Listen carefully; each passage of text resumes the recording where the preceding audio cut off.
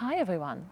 For our gardens to function well and have a well-developed, cohesive character, we not only need these wonderful, flamboyant showstopper plants, which are craving your attention and attract all the praises in the garden, but we also need, very much so, those quiet plants which are contributing to the character of the garden in their own quiet way.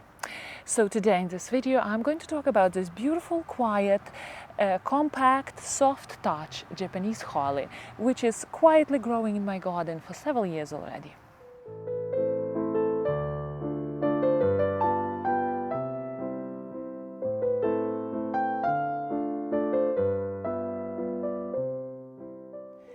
So the growing habit of this wonderful little dependable shrub is the height. It should reach the height approximately 2-3 feet, and the same with the width.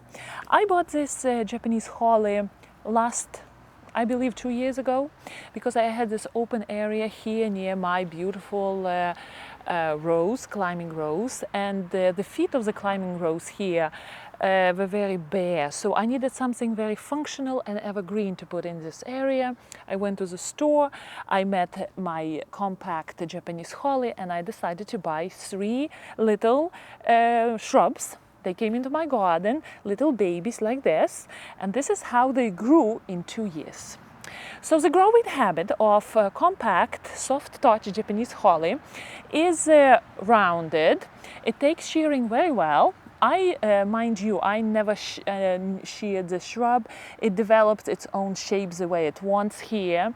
Maybe if it will be getting too unmanageable or too rough looking, I will give it a nice, neat haircut. But as you can see, for 2 years of growth, this Japanese holly, soft touch Japanese holly, is doing very well and keeping its shape. Now, if I would want to give it a haircut, I would do it in spring. And what will happen with this Japanese holly if I do it in spring, it will produce very bright green, happy foliage. The new shoots will come very nice and green. But then through summer, they will change its color and they will turn into this a darkish green color, and they will keep this color very well going through all winter.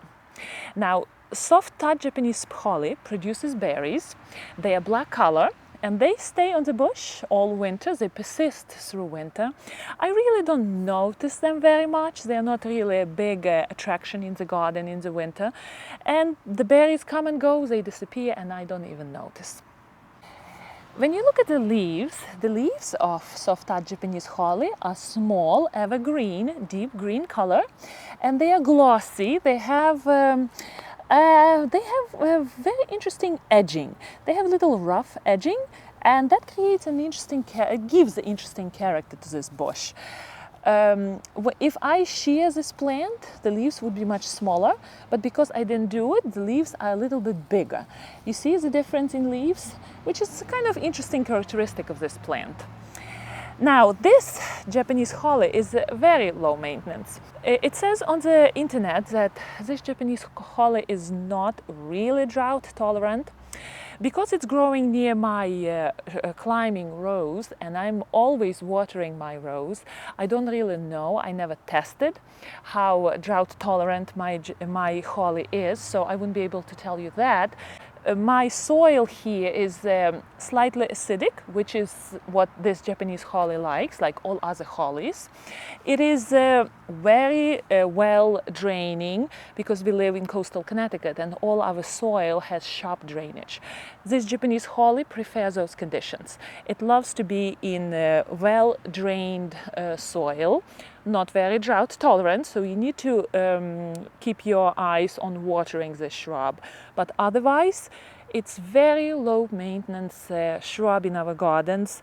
Pests and diseases, zero, literally zero. Nothing is bothering this plant whatsoever. Soft touch Japanese holly can grow in zone 5-9. It prefers sunny location. And I put this one, I bought 3 shrubs. So this one has fairly sunny condition.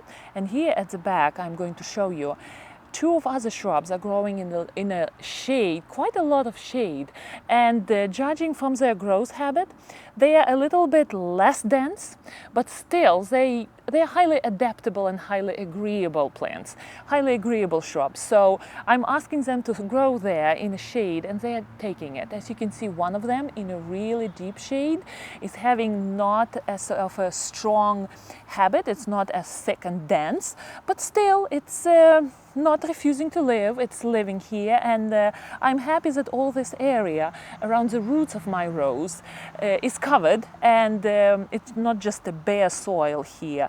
Plus, it's an extra benefit to keep the soil covered and shaded at the root of the rose.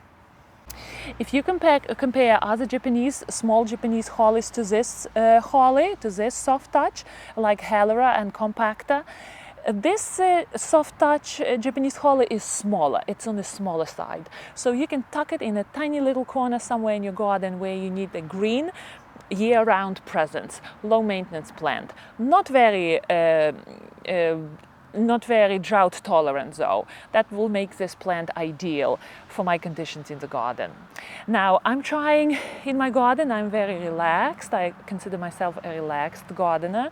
So this plant fits in my garden very well, and it does this supportive role in the garden. It doesn't scream for attention, but it's always there, always doing its green function in the garden, occupying the space where I want it to grow. Soft touch Japanese holly can take shearing very well, and I can see it. Next year probably I will give it a nice little neat trimming.